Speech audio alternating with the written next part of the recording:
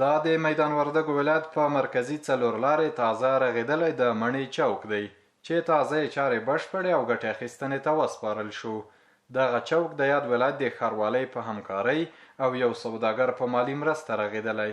تر دې به انشاءالله ښه چوکونه جوړوو او ښه خوندور ځایونه به جوړوو چې د ملت د سکون او د اطمینان دپاره د دوی چې څنګه مو د دوی سره وعدې کړي دي انشاءالله د خپلو وعدو باندې به وفا کوو. ښاروال صاحب موږ سره ډېر همکاري وکړله، انجینر صاحب وکړله چې تاسې باید راسئ او د دې مالي لګښت په غاړه واخلئ. تاسې د دې میدان شهر اوسېدونکي یاستئ، تاسې د دې میدان شهر ته باید خدمت وکړئ.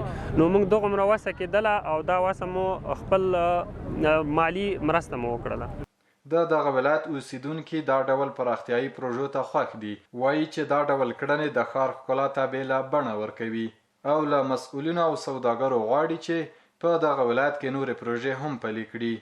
د دې چوک جوړول ډېر ښایسته ښکاري، د بازار ډېر ښایسته کړی ده او ډېر ښکلی جوړ کړی ده او دې ولس د امانت څخه ډېره مننه کوو چې داسې خدمت کوي او دا کوم سړي چې دا چوک جوړ کړی له دې نه څخه ډېره مننه کوو چې دا چوک یې جوړ کړی او ډېر ښه ښکاري.